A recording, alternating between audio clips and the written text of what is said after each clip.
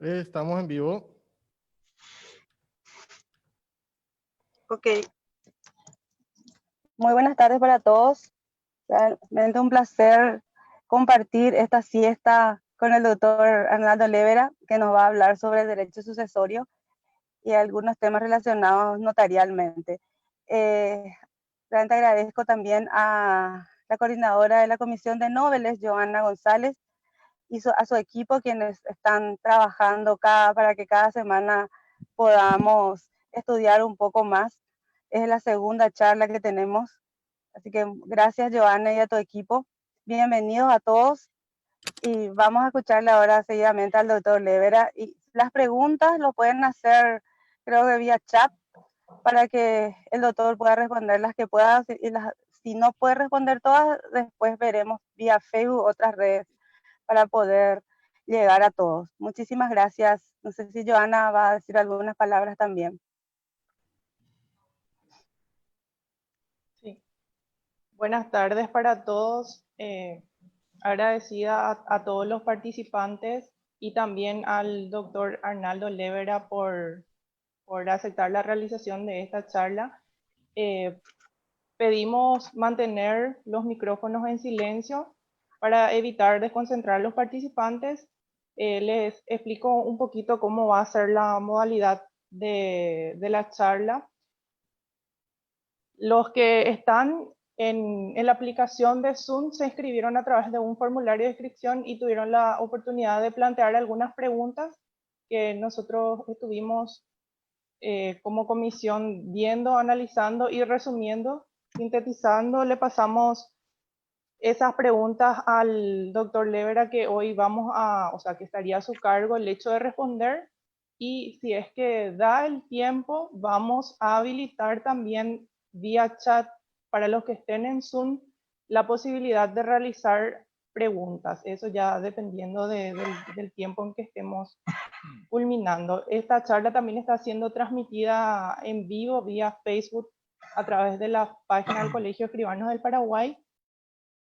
Y antes de iniciar, vamos a escuchar brevemente el currículum del doctor Arnaldo Lévera a cargo de la escribana Norma Díaz de Vivar. Muy buenas tardes. Antes del currículum que va a llevar toda la tarde, interrumpo. Hola Arnaldo, ¿qué tal? Bienvenido. No hace falta currículum, Joana.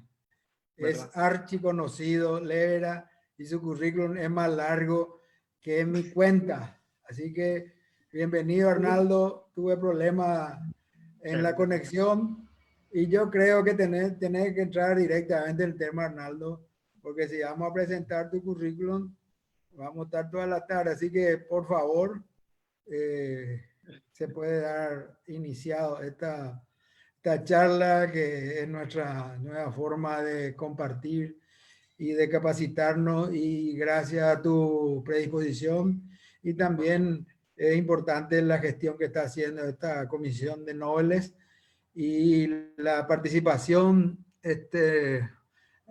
ha sido tan grande que tuvimos que ampliar los 100 del Zoom, entrar en Facebook y también en Instagram, que están viendo en directo.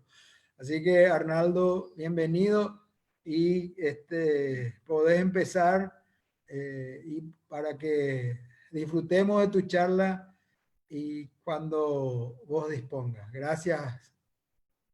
Presidente, muchas gracias. Muy bien, buenas tardes a todos, bienvenidos. Gracias, presidente, gracias, vicepresidenta, coordinadora. Profesor Lévera, bienvenido, un placer tenerlo aquí con nosotros. Muchas gracias, muy buenas tardes para todos, para todas. Para mí es un honor estar con ustedes. Es un placer enorme. Muchas gracias por la invitación a la comisión directiva del Colegio de Escribanos, a la Comisión de Escribanos Nobles.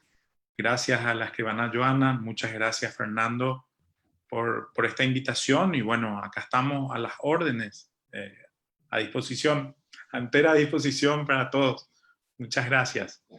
Muchas gracias, profesor. Como lo dijo el presidente, está teniendo una masiva concurrencia en la presencia suya, lo cual habla realmente de su calidad profesional, docente, y realmente eso es indiscutido y eso es justamente digamos, lo que tenemos en cuanto a audiencia, realmente así lo va a ir demostrando.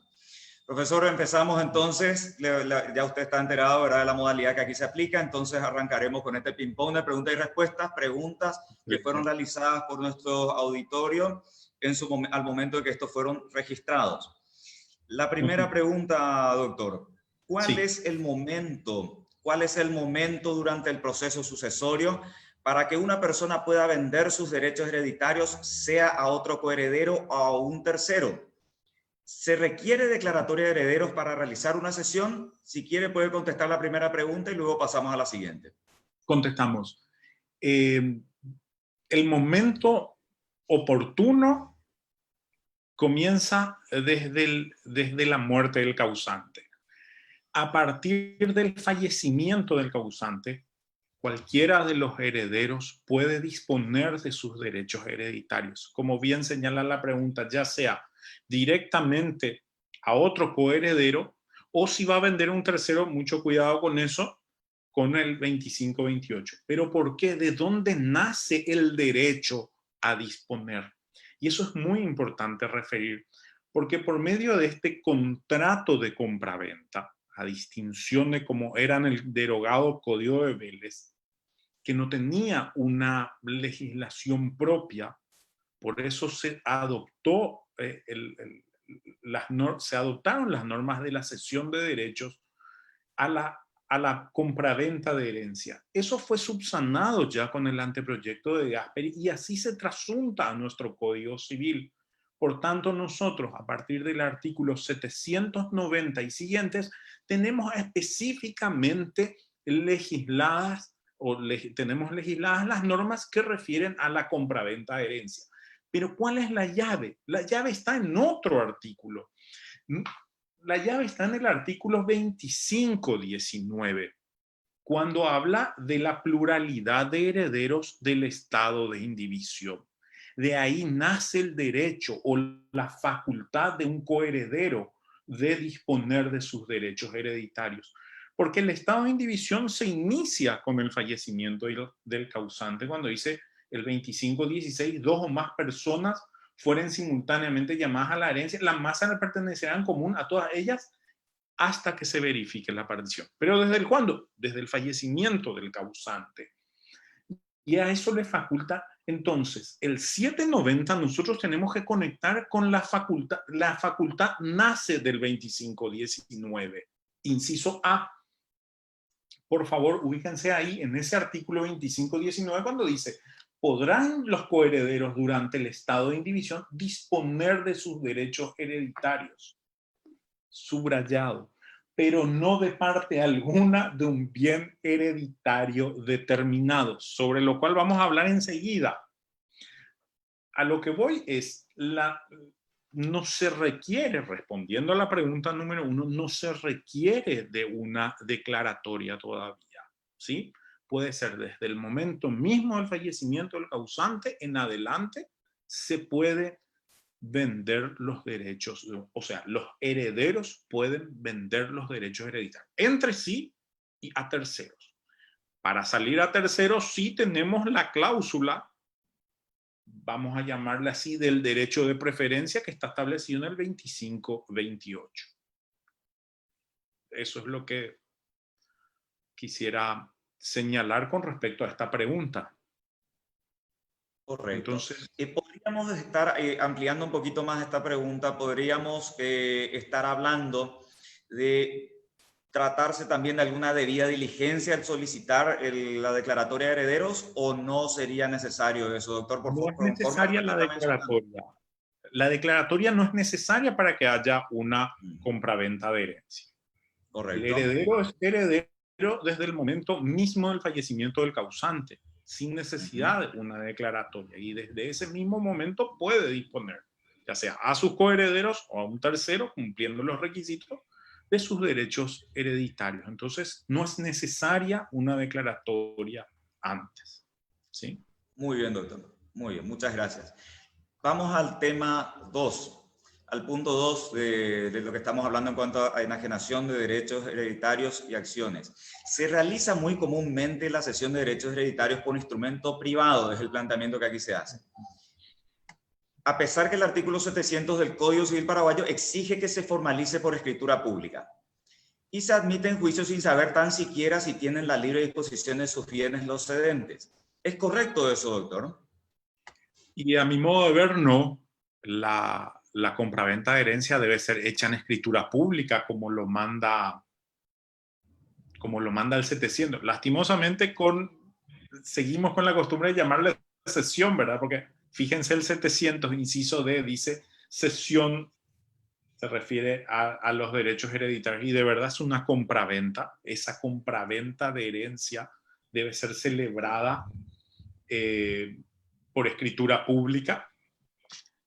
El problema que hallamos acá es que, a diferencia del anteproyecto de Gasperi, en nuestro código no se previó la inscripción de la escritura de compraventa. Ahí surgen los inconvenientes, ¿sí? Porque si nosotros tendríamos habilitado en el registro la cesión, la compraventa de herencia, entonces ahí ya tendríamos salvado todos los posibles inconvenientes o nos evitaríamos muchos inconvenientes si esa escritura de compraventa se registrara, ¿verdad? A mi modo de ver, debe ser registrada esa escritura también. Necesariamente debe ser hecha en escritura pública, presentada al juez. Acuérdense, vamos de nuevo al artículo 790, que es el de la compraventa de herencia, y recuerden que esa compraventa será homologada por el juez, debiendo notificar a los coherederos, legatarios y acreedores, dice. Entonces, ahí se disponen también en 793, 94 las obligaciones de ambas partes, pero para salvaguardar los derechos, a mi modo de ver, esa compraventa de herencia debe ser hecha en escritura pública. Y mejor aún si es registrada. Tenemos entonces, tenemos la forma instrumental, que es la que debe responder, ¿verdad?, a lo que establece el artículo 700 en el marco de lo que se trata un acto jurídico formal solemne, que es lo que debe respetarse. Atendiendo eso, profesor, nosotros, y haciendo un poco hincapié a lo que usted mencionó, la necesidad de la inscripción, ¿podría tomarse eventualmente como una anotación preventiva a la cesión de derechos, ya que no hay una transmisión de dominio propiamente dicho, hasta tanto se legitime y se homologue la cesión? ¿Dónde nace el problema? Y es bueno, porque ya nos estamos acercando hacia el fundamento del problema. Sí. ¿Cuál es? Es la parte final del 2519, cuando dice: pero podrá disponer de sus derechos hereditarios, pero no de parte alguna de un bien hereditario determinado. Lo que ocurre es que esta disposición legal está tan alejada de la práctica, porque nuestra práctica diaria en la compraventa de herencia lo que vemos es, especialmente sobre la finca tal, cede sus derechos especialmente sobre la finca tal, cosa que exactamente el código lo está prohibiendo. No está permitido disponer de un bien hereditario determinado porque estamos en estado de indivisión de la masa hereditaria. Mientras tanto, no sabemos qué le va a tocar a cada coheredero en esa hijuela. Salvo que haya un solo heredero, pero si hablamos de un solo heredero, entonces no hablamos de estado de indivisión. El estado de indivisión se da cuando hay pluralidad de herederos. Esa pluralidad hace que se forme esa masa hereditaria sin partir, sobre la cual los herederos tienen un porcentaje ideal, que recién se va a materializar con la partición. Antes de la partición, los coherederos pueden vender su porcentaje ideal, pero no un bien hereditario determinado, porque no sabemos. Acuérdense que la masa hereditaria sin partir, en primer lugar, está destinada al pago de deudas y cargas de la herencia. Eso el código nos repite en varias oportunidades. solamente del excedente, del remanente de los bienes. Acuérdense, para eso, fíjense, por ejemplo, les dejo el 25-27, cuando dice pagado el excedente de los bienes pertenece a los herederos. Entonces, esa sucesión, esa compraventa, no puede ser realizada todavía sobre un bien hereditario determinado, porque ese bien hereditario está destinado primordialmente al pago de deudas y cargas. Ahora, esto sería muy fácil si en una sucesión hay un solo heredero, no hay pluralidad, no hay acreedores, entonces sí, es casi como una compraventa común y corriente. Pero para hablar de compraventa de herencia, en su esencia, supone siempre la coexistencia de dos o más coherederos.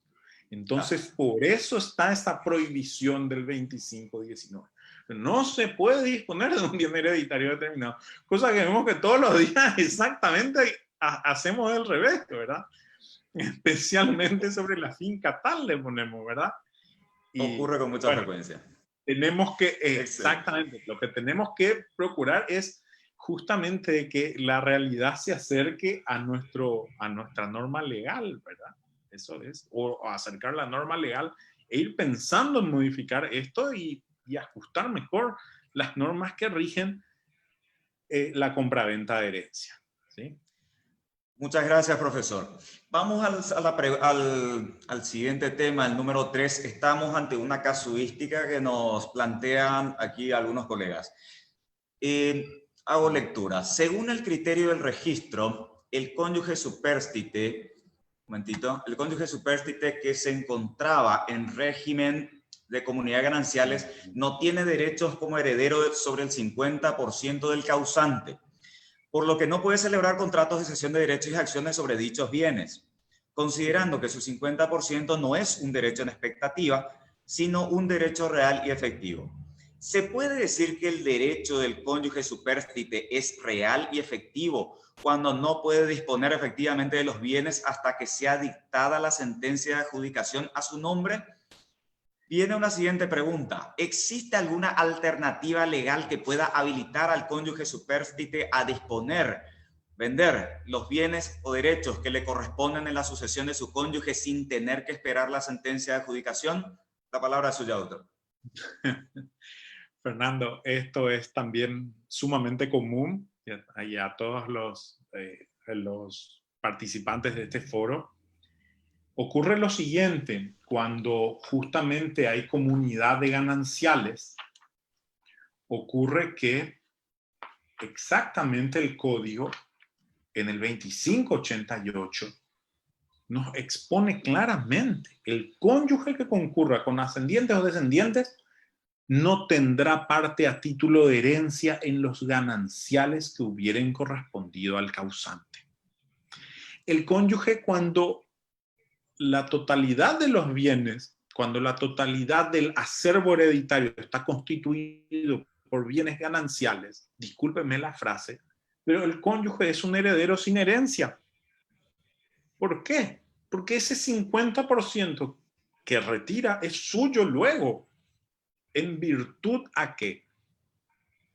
A la disolución de la comunidad de gananciales por causa de muerte. Eso está establecido en el artículo 53 de la ley 1. Entonces, ella, o generalmente yo digo ella, la sobreviviente, la cónyuge sobreviviente, retira su 50, que es suyo luego, pero a título de propietaria, se sirve del proceso hereditario para adjudicarse lo que de verdad es suyo.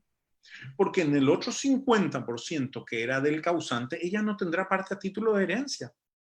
Entonces, a consecuencia de eso, solemos decir en la técnica propia de la materia, del derecho hereditario, la cónyuge sobreviviente es una heredera sin herencia, digo.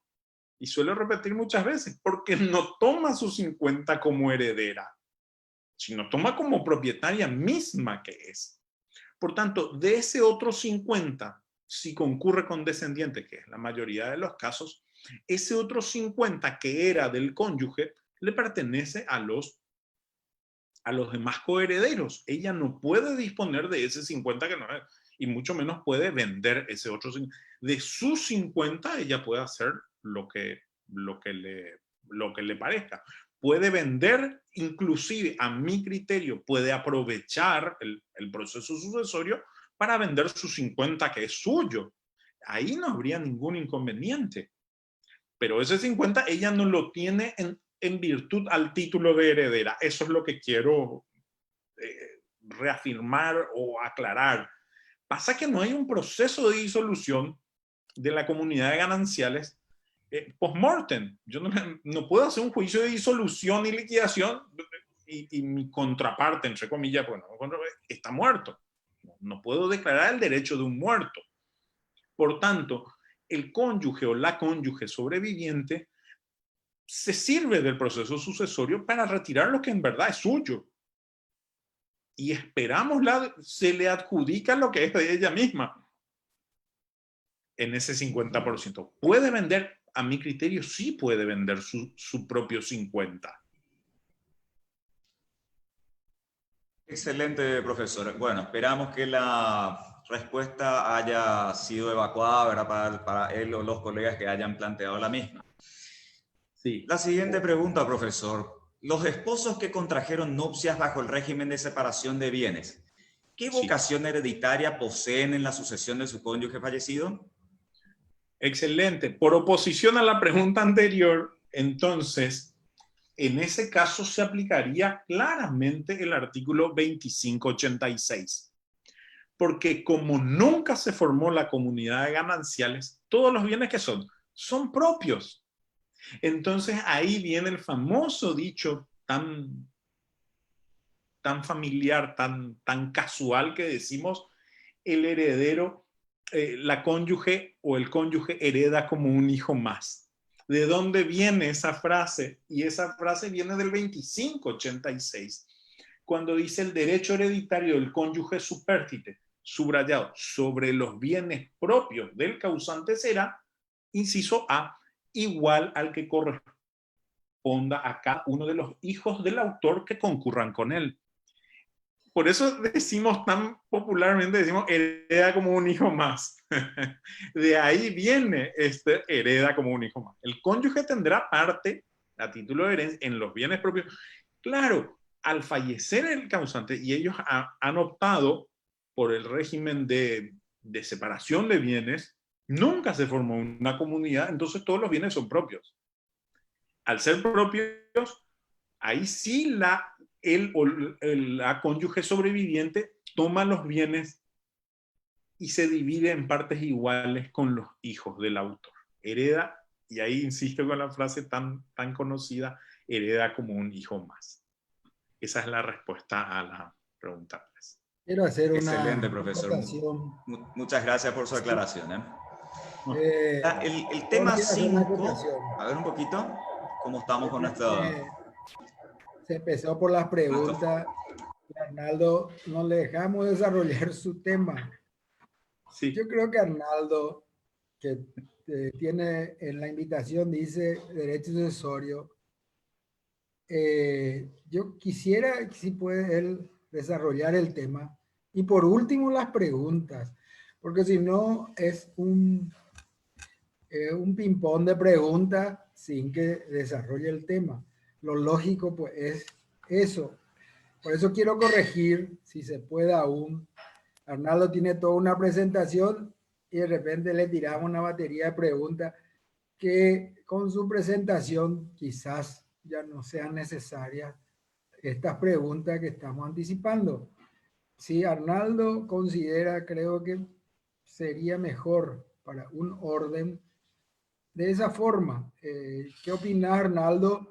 O seguimos así, porque si no, esto es una pregunta sobre sucesión y esa, bueno, era la intención, creo. La intención era que nos hable del derecho sucesorio. Gracias. Gracias, presidente. Sí, podemos después hacer un redondeo, doctor, ¿verdad? Sobre el tema de cesión de derechos, así que no hay ningún inconveniente por ese lado, ¿verdad? Siguiendo un poquito aquí la sugerencia que nos da el presidente, ¿verdad? Claro que sí, como ustedes dispongan, Fernando. Yo excelente. Sí. Muchas gracias, muchas gracias. ¿Tenemos alguna pregunta más pendiente de sesión de derechos y acciones? Atendiendo a las consultas. Doctor, te Sí. escuchamos, doctor Levera. Perfecto.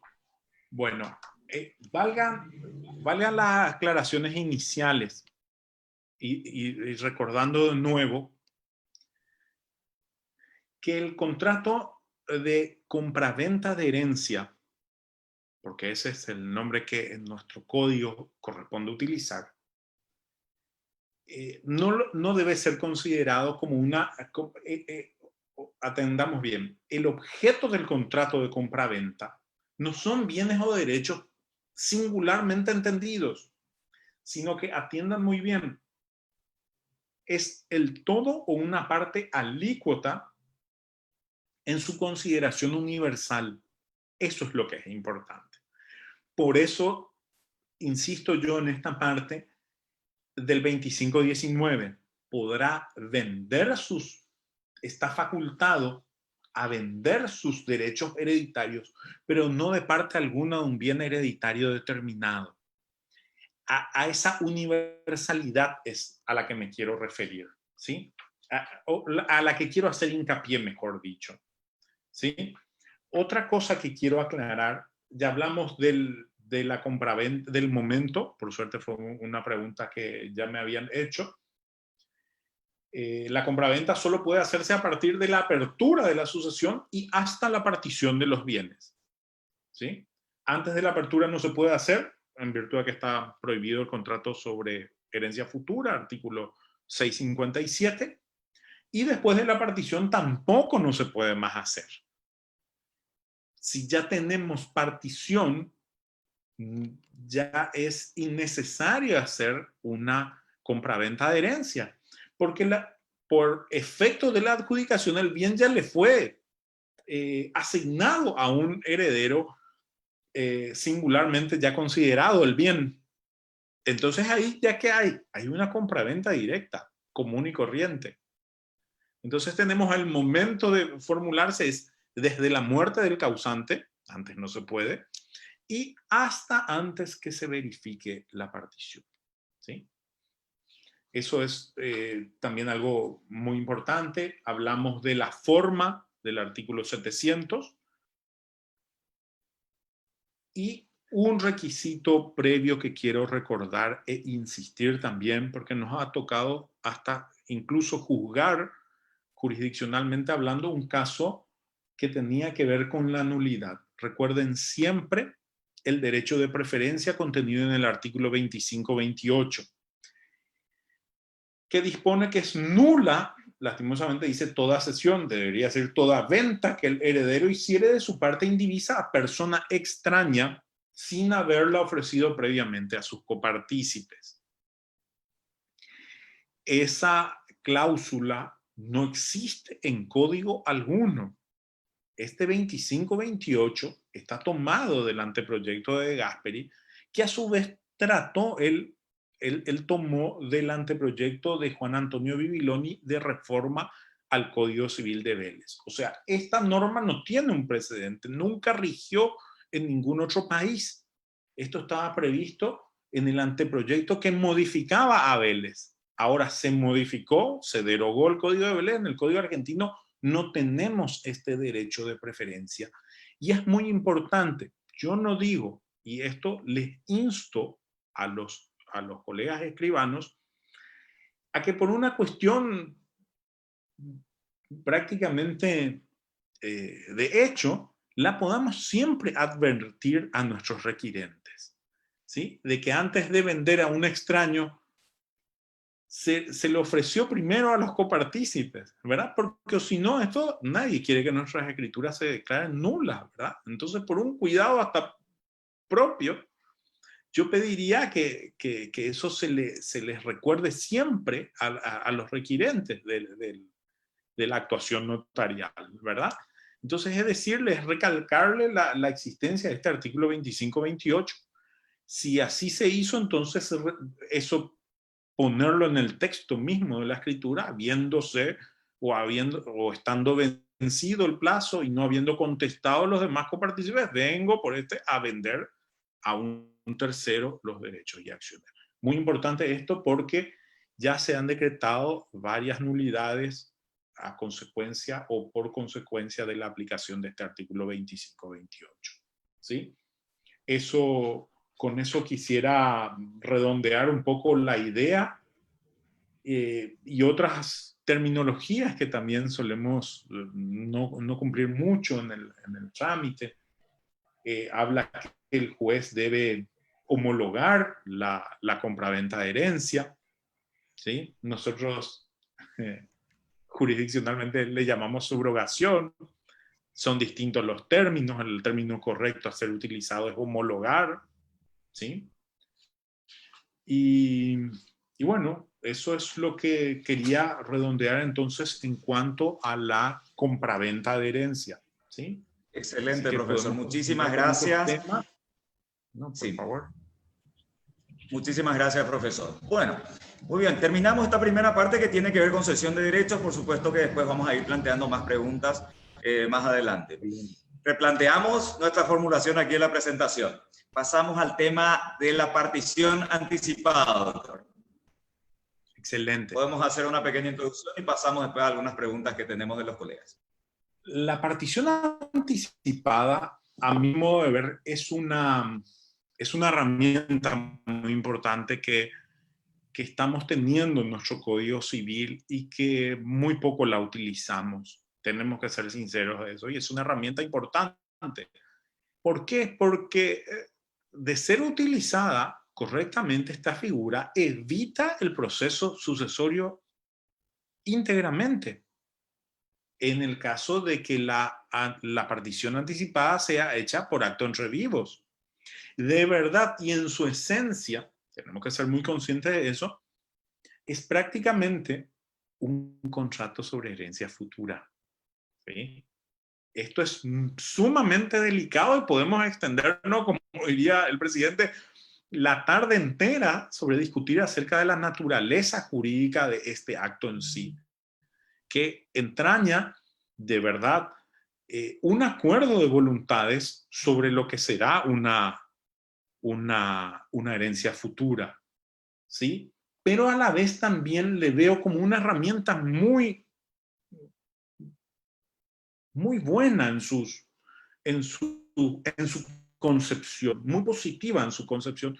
¿Cuál es evitar las desavenencias? Aquel padre o madre, o ambos a la vez, que se encuentran ya en avanzada edad y ven entre sus hijos, sus descendientes, serias desavenencias. Esta puede ser una herramienta muy útil para que no haya discusiones o enfrentamientos, conflictos con posterioridad al fallecimiento de ellos. De verdad, esta figura fue pensada inicialmente en el antiguo derecho europeo, específicamente en el derecho francés, como para evitar el impuesto a la herencia muy alto. ¿Sí? Ese fue uno de sus objetivos también. Acá nosotros, ustedes saben, no tenemos, a partir de la modificación en la ley 120, con la ley 125/91, no tenemos más el impuesto a la herencia. Entonces esa parte un poco le vemos, además de las dificultades y las, ¿cómo le voy a decir? La impredecibilidad que tenemos las personas aquí en esta parte del mundo, en países así como el nuestro, tan impredecibles en el tema económico. ¿Quién diría ahora una pandemia, por ejemplo, en la que nos encontramos? Entonces hacen que esta variabilidad del patrimonio, que uno tenga miedo a disponer enteramente. Porque acuérdense, y esto nace a partir del 2553, y atiendan también con el 2555, la partición anticipada puede ser hecha por dos vías, por dos formas, ya sea por testamento, que va a surtir efecto recién con la muerte del otorgante, y también la partición anticipada puede ser por acto entre vivos, o sea, por donación. La distinción sustancial entre eso es que por donación le está entregando aquí y ahora en propiedad todos los bienes. Ese también es otro de los problemas, las posibles ingratitudes que podamos cometer como humanos que somos. Para ello también está prevista la cláusula de guardarse el usufructo vitalicio. Eso también puede ser muy bien utilizado y es una figura que se puede pensar, que se puede relanzar, que se puede charlar en el seno de una familia. Y yo siempre insto a esto cuando charlamos con los escribanos, con los notarios, en decirle porque el requirente al primero que concurre es al escribano, no concurre al abogado como órgano de consulta. Entonces eso sería muy bueno, que se pueda ver la posibilidad de hacer esto con el fin de evitar todo un proceso judicial, porque nosotros no tenemos la sucesión en sede notarial. Entonces tenemos una herramienta aquí para evitar todo el proceso sucesorio si sabemos utilizar la partición anticipada hecha por los ascendientes. El otro de los inconvenientes, y con esto no les quiero desanimar, es el 2555, cuando dice la partición por acto en revivo requiere para su validez, y el inciso B, que sea aceptada por todos los interesados. Ahí está de verdad el probable problema que podamos llegar o escollo que podamos tener que salvar en primer lugar. La donación tiene que ser aceptada por todos, ¿sí? Por todos los beneficiarios antes de que el acto se realice. Pero yo insisto, en esta forma podemos buscar una salida y podemos buscar esto como un medio para evitar llegar a tribunales con un proceso sucesorio, ¿sí? Veo que en su esencia es algo que puede ser muy útil si sabemos utilizar esta figura. Les animo y les insto a que veamos sobre todo la partición por donación, y no se olviden que el código también prevé en el 2555, en concordancia con el 1207, hacer los padres, ambos, papá y mamá, por donación conjunta de sus bienes, tanto propios como gananciales. Es una herramienta de verdad muy importante. Se está disponiendo en vida de todo. Imagínense, prácticamente en la comunidad ganancial, en la totalidad de los bienes, en favor ya de sus descendientes, pudiéndose guardar el usufructo ante cualquier eventualidad de ingratitud en la que podamos incurrir. Eso es excelente, profesor, con mucha claridad. Genial, profesor. Bueno, hacemos una pregunta en el marco del tema de partición anticipada de bienes. ¿Es válida la renuncia de reclamación que hacen otros herederos en las escrituras de anticipo de herencia? ¿Y qué debe preverse para que dicha renuncia sea válida? Bueno, hablar de... A mí no me gusta el término anticipo de herencia, que estamos muy acostumbrados, de verdad, no es el correcto, ¿sí? Estamos muy familiarizados con ese término, pero de verdad anticipo de herencia no es correcta, no es la nomenclatura correcta. O hablamos de partición o nada. Estamos haciendo partición de los bienes. No hay anticipo de herencia. Entonces es una donación, una simple donación. O es una donación simple o es una donación con miras a una partición anticipada. ¿Sí? Eso por un lugar.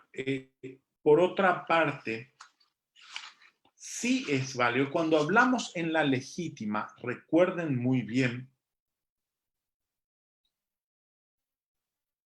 el 2605 es lo que faculta.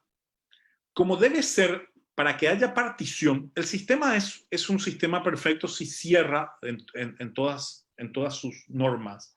Y aquí se encuentra la norma de cierre. Entre el 2605, si hacemos la interpretación correcta, con el 2555, que sea aceptada por todos. Y si es aceptada por todos, estamos hablando de que se está facultado a hacer ese acto toda vez que los demás coherederos consientan o acepten. Entonces ahí vamos a estar exentos. Les Recuerdo el 2605. Si el causante ha entregado por contrato en plena algunos bienes a uno de los herederos forzosos, cuando sea con cargo de renta vitalicia o con reserva de usufructo, el valor actualizado de los bienes será imputado sobre la porción disponible y el excedente será traído a la masa. Esta imputación y esta colación no podrán ser demandadas por los herederos forzosos que hubiesen consentido en la enajenación. El consentimiento expresado en ese mismo acto de la donación hace que no haya más acción contra ellos, ¿sí? Porque estamos viendo pero de un sistema completo, no de un acto aislado entre sí, o si no estaríamos permitiendo una norma que viole la legítima, justamente dentro del capítulo de la legítima, sería un absurdo. Por eso hablamos, no hay a mí no me gusta hablar de anticipo de herencia.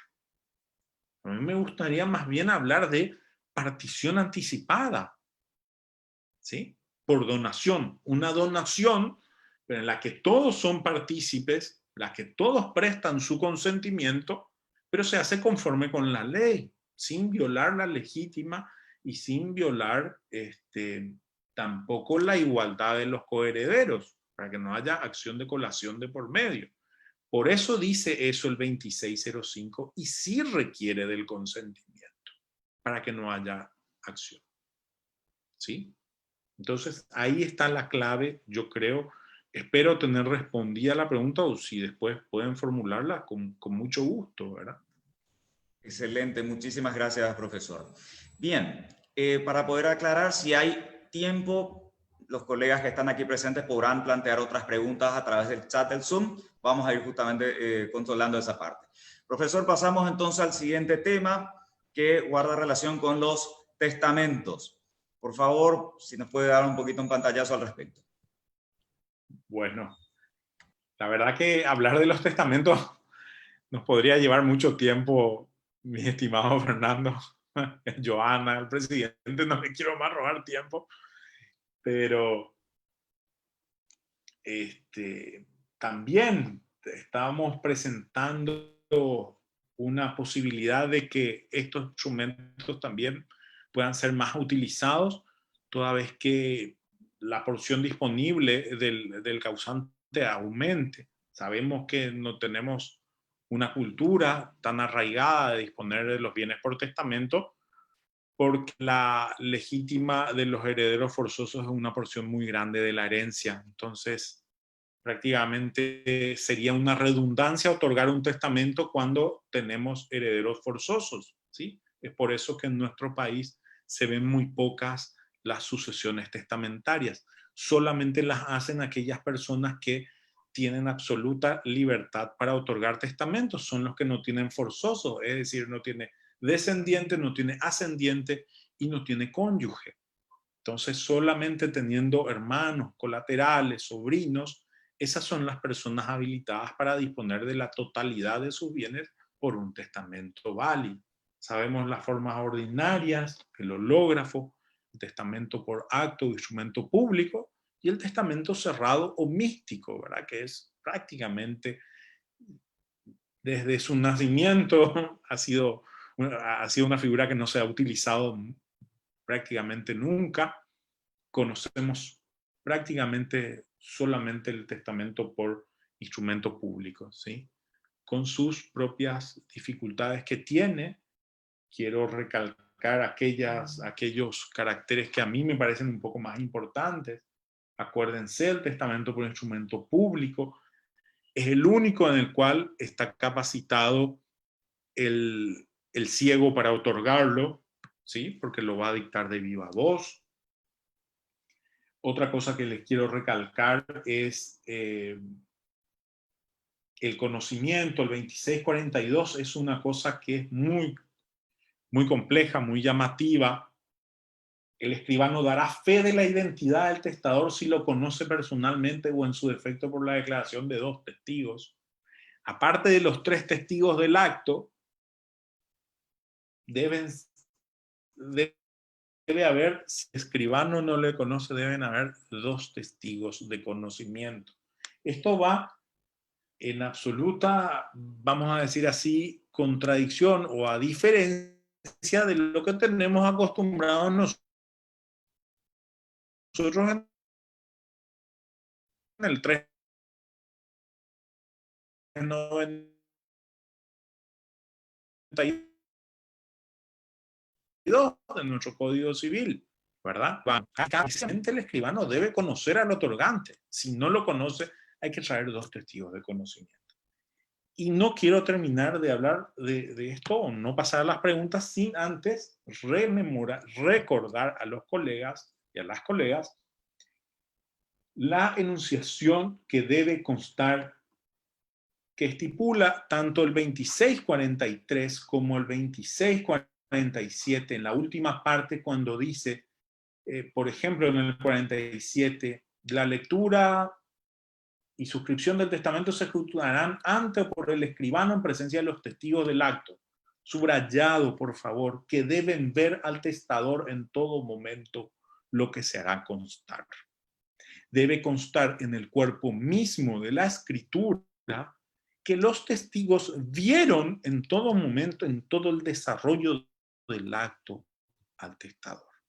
Esa sola falta de indicación hace caer al testamento por nulidad, ¿sí? La sola omisión de esa descripción, de ese detalle, le hace perder de todo valor al testamento. Por más que hayamos cuidado todos los detalles, eso nos puede causar la nulidad. Quiero recordar esto a los colegas especialmente, ¿sí? Bueno, del cerrado místico es muy difícil porque prácticamente nadie trata de ser la sumatoria de los beneficios de los 2 anteriores, mezclándolos dentro de una forma, pero todos los proyectos ya de reforma Abeles, esta forma ya estaban suprimiendo los códigos anteriores. Yo también me adscribo a esa corriente que plantea ya la desaparición del testamento cerrado, ¿sí? Por falta de uso, ¿verdad? Y por lo complejo en sus... hay que redactar 2 actas, hasta para el escribano es muy complejo, para el otorgante también. Entonces, lo que tenemos que ir es a la tendencia de facilitar las cosas. Imaginémonos estos instrumentos, tanto la partición anticipada, tanto los testamentos en esta época de pandemia, puede ser un instrumento que pueda ayudar a las familias y a aquellas personas que están en avanzada edad o con temor a esta enfermedad, que puedan disponer tranquilamente de sus bienes a favor de sus herederos, ¿sí? Bueno, Excelente, muchas gracias, profesor. doctor, por esta charla. Realmente Gracias a ustedes, por favor. muy interesante. Creo una última pregunta final que hicieron vía chat acá en el Zoom para cerrar. Sí, por último, dice si se puede referir al artículo 700, inciso D, salvo que sean hechas en juicio. Esa es la única pregunta que tenemos. Claro, esa es la llave, ese 700, lastimosamente, a mi modo de ver, es la llave que faculta, tanto en el B como en el D, a que se hagan por instrumentos privados, o esos actos se celebren tanto la partición extrajudicial como la compraventa de herencia, salvo que sean hechos en juicio. Claro, contiene la excepción a la norma. La norma es que sea hecha en escritura pública, salvo que sea hecha en el juicio. Claro, ¿cómo notificar? Si puede ser hecha en instrumento privado, nos presentamos al juicio, la redactamos ahí. El juez debe tener en consideración si hay acreedores de la herencia y dar traslado de esos actos, notificar, como dice el 794 y siguientes, 792, que tiene que poner en conocimiento para resguardar, debiendo notificarse a coherederos, legatarios y acreedores. Esto estaría salvado si cumplimos lo dispuesto en el 792. Sería factible hacerlo por instrumento privado, hecho en juicio, toda vez que todas estas partes sean debidamente notificadas para evitar cualquier fraude. Sobre todo fraudes a posibles acreedores. Ese es mi temor del instrumento privado y también de la escritura pública que no se inscribe. ¿Qué pasa del heredero que celebra 7 compraventas? Nunca se inscribieron. Ninguna, ni la 1, ni la 2, ni la 3. Ahí está el peligro si no inscribimos esta escritura pública. Y este peligro, si hacemos en un instrumento privado, estaría salvado si el juez del proceso aplica el 792 y hacemos notificar a los demás coherederos y a los posibles acreedores. Si no, estaríamos abriendo la posibilidad de un fraude. ¿Sí? Muchas gracias, doctor. En nombre de la Comisión de Escribanos Nobles, de los compañeros del Colegio de Escribanos de Paraguay, también nuestro agradecimiento por esta charla y también si es que nuestro presidente quisiera agregar algunas palabras finales. Muchas gracias a ustedes. ¿Sí? A ustedes muchas gracias. Gracias al colegio, gracias al Comité de Nobel. Gracias, Arnaldo. Creo que va a ser la constante. Te vamos a molestar otra vez. Por favor, para mí es un placer, presidente. Y realmente hubo bastante audiencia. Yo creo que poder presentarte ya para presidente de la República. Tenés bastantes votos nuestros garantizados. Así que gracias, Arnaldo. Vamos a tirarte Bueno, de nuevo. Siempre tu cuando buena quiera. disposición. Siempre lo admiramos y realmente sabes que el colegio es tu casa cuando vos quieras, pero virtualmente ahora. Así Gracias, es. Arnaldo. Muchas gracias. Y gracias a ustedes. Un abrazo. Muchas gracias a ustedes por todo.